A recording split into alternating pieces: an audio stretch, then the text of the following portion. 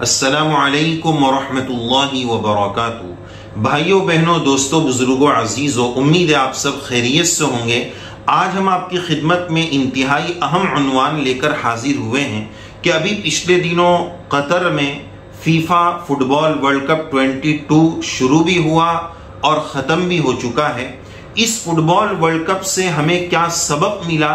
اس کے بارے میں کچھ اہم تبصرے اور اپنی کچھ رائے آپ کی خدمت میں پیش کرنی ہے۔ ہم یہ نہیں بتانا چاہتے کہ گول کتنے ہوئے، ٹاپر کون رہا، کس ٹیم نے سب سے اچھا پرفارم کیا، اس پر ہم بات نہیں کرنا چاہتے، بلکہ قطر نے جو بے مثال ہوسٹ اور بے مثال میزبانی کے فرائض انجام دیے اور لگے ہاتھ وقت کا فائدہ اٹھاتے ہوئے حضرت یوسف علیہ السلام کی سنت کے مطابق اس میزبانی کا فائدہ اٹھاتے ہوئے اس وقت جو ساری دنیا میں اسلامک فوبیا جو پھیلا ہوا ہے، اس فوبیا کو مٹانے کے لیے کہیے، یہ اسلام کا صحیح انٹروڈکشن اور تعارف پیش کرنے کے لیے جو قطر نے کوششیں کی ہے، جو کارہائے نمایاں انجام دیے ہیں، ہم قطر کو سلام کرتے ہیں، سیلیوٹ کرتے ہیں اور دل کی اتاہ گہرائیوں سے ان کی خدمت میں مبارکبادی پیش کرتے ہیں کہ انہوں نے اس چیز کے لیے سارے عالم اسلام کی طرف سے گویا فرض کفایہ ادا کیا کہ اسلامک کلچرز کیا ہے، اسلامک ویلیوز کیا ہے انسانیت کے سامنے، اور جو اسلام کا غلط پرچار اور میڈیا کے مادھیم سے اسلام کی غلط شبیہ دنیا کے سامنے پیش کر رہے تھے، ان کے منہ پر ایک تماچا مارا اور اسلام کا صحیح تعارف انسانیت کے سامنے پیش کیا۔ جیسا کہ ہم نے دیکھا اذانیں ہو رہی ہے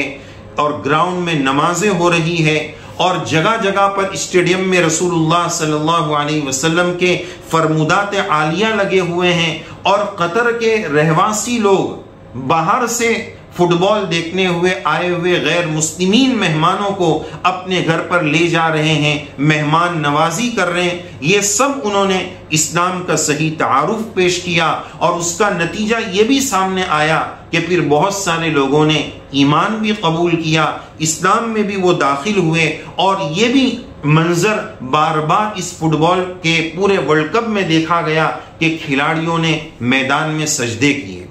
یہ اسلام کا صحیح تعارف پیش کیا۔ یہاں تک کہ مراکش کی ٹیم کے بارے میں یہ بھی نیوز میں بات آئی کہ اس ٹیم نے سیمی فائنل میں ہارنے کے بعد بھی سجدہ کیا اور دنیا کو پیغام دیا کہ مسلمان کی شان یہ ہے کہ وہ ہر حال میں اپنے رب سے جڑا رہے گا، جیت کر بھی جڑا رہے گا، ہار کر بھی جڑا رہے گا۔ اور ان کے سجدے کی یہ بھی وجہ تھی کہ اللہ نے ہمیں سیمی فائنل تک تو پہنچایا، اس پر بھی ہم اپنے رب کا شکر ادا کرتے ہیں۔ تو بہرحال یہ پورا اسلام کا صحیح تعارف وہاں پیش کیا گیا۔ اس سے ہمیں کیا سبق ملا؟ ایسے موقع پر ہمیں ایک صحابی رضی اللہ عنہ کا واقعہ جو نبی کریم علیہ السلام کے ساتھ پیش آیا تھا، وہ واقعہ یاد آ رہا ہے۔ حدیث کی صحیح اور معتبر کتابوں میں وہ واقعہ موجود ہے، جس واقعے کا خلاصہ یہ ہے کہ ایک شخص تھے جو بعد میں مشرف بہ ایمان ہوئے، صحابی بنے، حضرت ثمامہ بن اسال رضی اللہ عنہ۔ واقعہ کیا پیش آیا کہ ان کو پکڑ کر، وہ ابتدا میں اسلام دشمن تھے، کئی مسلمانوں کو انہوں نے شہید کیا تھا، تو ان کو پکڑ کر مسجد نبوی صلی اللہ علیہ وسلم میں لایا گیا۔ صحابہ نے ان کو پکڑ کر ایک ستون سے باندھ دیا۔ 3 روز تک نبی کریم صلی اللہ علیہ وسلم ان کے پاس تشریف لاتے رہے، ان سے پوچھتے رہے آپ کی کیا خبر ہے، کیا احوال ہے۔ تو وہ ایک ہی بات فرمائے، تینوں دن انہوں نے ایک ہی بات کہی کہ اگر آپ مجھ پر انعام کریں گے تو آپ پر انعام کیا جائے گا، یعنی ہم احسان کا بدلہ احسان سے چکائیں گے، آپ مال چاہیں گے تو ہم آپ کو مال بھی دیں گے، لیکن اگر مجھے قتل کیا گیا تو پھر اس کا بدلہ بھی لیا جائے گا۔ تینوں دن انہوں نے یہی بات کہی۔ تیسرے روز جب نبی کریم صلی اللہ علیہ وسلم نے ان سے یہ پوچھا اور انہوں نے یہ بات کہی، تو پھر حضرت نبی کریم صلی اللہ علیہ وسلم نے صحابہ رضی اللہ عنہم سے فرمایا ان کو چھوڑ دو، ان کو آزاد کر دو۔ اب یہ آزاد ہو کر نکل کر چلے گئے۔ قریب میں کسی باغ میں گئے، غسل کیا اور واپس دربار رسالت مآب صلی اللہ علیہ وسلم میں دوبارہ تشریف لائے، اور اب آ کر عجیب بات کہی کہ یا رسول اللہ،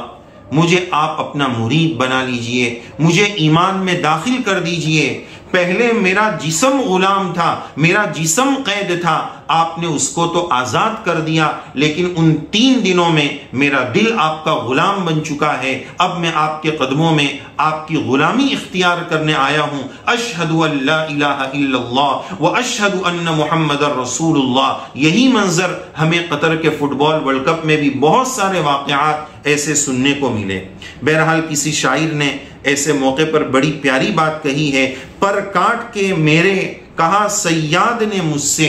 پر کاٹ کے میرے کہا صیاد نے مجھ سے، جا تجھے کشمکش دہر سے آزاد کر دیا۔ یا حضرت سمامہ یہ کہنا چاہتے ہو، تمہاری زلف کے قیدی نرالی شان رکھتے ہیں، تمہاری زلف کے قیدی نرالی شان رکھتے ہیں، کبھی مانگا نہیں کرتے ہیں رہائی یا رسول اللہ۔ تو نبی کریم علیہ السلام کی خدمت اقدس میں آ کر انہوں نے ایمان کو قبول کر لیا۔ آپ صلی اللہ علیہ وسلم نے اس 3 دن میں کوئی تقریر نہیں فرمائی، ان کو کوئی تلاوت نہیں سنائی، کوئی ایسی ترغیب اور تعلیم نہیں دی گئی۔ ان 3 دنوں میں مسجد نبوی صلی اللہ علیہ وسلم میں رہ کر انہوں نے صحابہ کا معمول، مسجد کا ماحول، عبادتوں کا اہتمام، معاملات، ان سب کو دیکھا اور ان کا دل اسلام کی طرف مائل ہو گیا۔ معلوم یہ ہوا کہ اسلام زور سے نہیں پھیلا ہے، اسلام اخلاق سے پھیلا ہے، تعلیمات سے پھیلا ہے، اور اسلام کا صحیح انٹروڈکشن جب کرایا جاتا ہے تو آج بھی اسلام کی فطرت میں وہ لچک ہے، اسلام کی فطرت میں قدرت نے وہ لچک دے رکھی ہے کہ دل اس کی طرف مائل ہو کر ہی رہتے ہیں۔ تو وہاں کوئی تقریر نہیں کی گئی، کوئی بات نہیں کی گئی، ہر جگہ بات باتوں سے نہیں بنا کرتی ہے۔ تیرا علاج نظروں کے سوا کچھ بھی نہیں۔ جب نظر نبی کریم علیہ السلام کی پڑی اور اس کی وجہ سے دل کی کایا پلٹی، اچھے اخلاق، اچھا ماحول، ان سب چیزوں کو دیکھ کر وہ ایمان میں داخل ہو گئے۔ تو ہمیں بھی چاہیے کہ آج جو اسلام کے خلاف غلط پروپیگنڈا ہو رہا ہے، قطر کے اس بے مثال کردار سے ہمیں یہ سبق ملا کہ اگر ہم بھی اپنے دائرے میں، اپنی بساط میں انفرادی اور اجتماعی طور پر محنت کریں تو اسلامک فوبیا کو دنیا سے مٹا سکتے ہیں، اور اس میڈیا کو جو اسلام کے خلاف غلط پروپیگنڈا کرتا ہے ان کو صحیح اسلام دنیا کے سامنے ہم پیش کر سکتے ہیں۔ رب کریم سے دعا ہے، رب کریم ہمیں ایسے اعمال، ایسے اخلاق اور ایسا ماحول بنانے کی توفیق نصیب فرمائے کہ ہماری حرکت کو دیکھ کر لوگ اسلام سے متنفر نہ ہو، نفرت کرنے والے نہ ہو، بلکہ اسلام کے قریب آنے والے بن جائیں، اور وہ لوگ جو اسلام کے خلاف سازشیں کرتے ہیں ان پر ایک زبردست تماچا رسید ہو جائے اور ان کو یہ پیغام مل جائے کہ اسلام کی فطرت میں قدرت نے لچک دی ہے، یہ اتنا ہی ابھرے گا جتنا کہ دباؤ گے۔ اللہ عز و جل ہم سب کو حق سمجھنے، حق سمجھانے اور اس پر عمل کرنے کی توفیق نصیب فرمائے،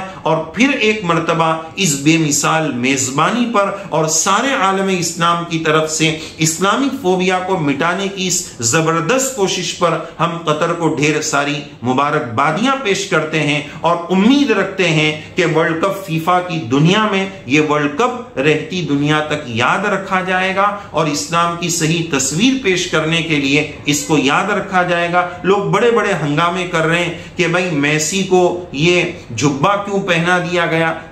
ان تمام چیزوں سے ہم اندازہ لگا سکتے ہیں کہ اسلام کے تعلق سے کس قدر لوگ اس کے پیچھے پڑے ہوئے ہیں، لیکن یاد رکھنا چاہیے اللہ عز و جل نے اس کو حق بنایا ہے، حق غالب ہو کر رہے گا، اور انشاءاللہ دنیا اس کی طرف آ کر رہے گی۔ اللہ عز و جل ایمان کی صحیح حقیقت ہمارے دلوں میں ودیعت فرمائے، اور اس صحیح پیغام کو اپنے اعمال اور اخلاق کے ذریعے پوری دنیا میں پہنچانے کی توفیق سعید نصیب فرمائے۔ آمین یا رب العالمین۔